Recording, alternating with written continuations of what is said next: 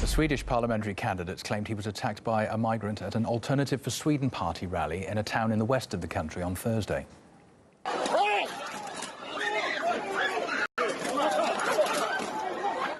Tensions been flaring during campaigning for next Sunday's general election that's seen a surge in support for Eurosceptic right-wing parties. And as Maria Fanoshina reports, the country's also seeing a spike in crime levels. We've gotten used to pictures of shootings and car burnings from Sweden's so-called vulnerable neighborhoods, but the upcoming Swedish elections has brought violence to an everyday street. One of my colleagues from Alternative for Sweden being attacked by an immigrant youth who attended the meeting and was screaming and shouting all over the meeting. I was attacked too. I tried to protect my friend and colleague, and this immigrant started hitting both of us in the face. Also, they threw eggs at our vehicle. When we left the scene, they ran after, and when we had to stop at the red light, they kicked at the car. Swedish police never confirmed the attacker's ethnicity, but the party member referred to him as an immigrant. But that is not all. They blame immigrants for an overall high criminality rate and low security across the country, although the connection was never established officially. The alternative the party offers to Sweden is sealed borders and immigrants sent back to where they came from. Repatriation instead of immigration, they say.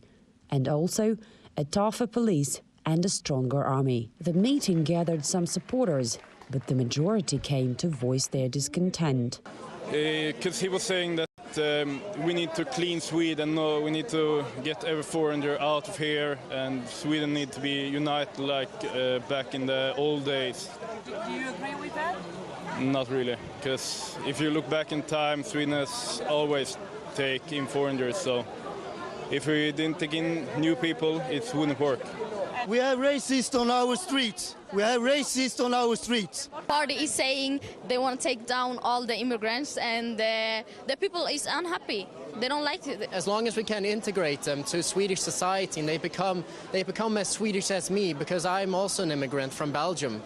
As long as they become Swedish and they work and they do normal Swedish things, it's absolutely no problem. As long as they can keep their religion, they can keep their culture, but they should speak Swedish and they should work.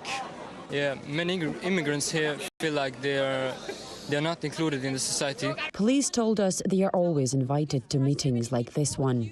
Many parties have a lot of meetings now, and some parties like Alternativ för Sverige, they have a lot of people that don't like their opinions. That's why we call the police. It's always like this when it's time to elections. Sweden will hold a general election in just 10 days. Tensions are high ahead of the national vote that could be historic.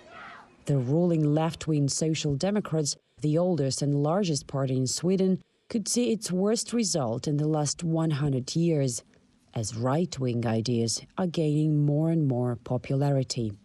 Maria Fanoshina, RT from Sweden.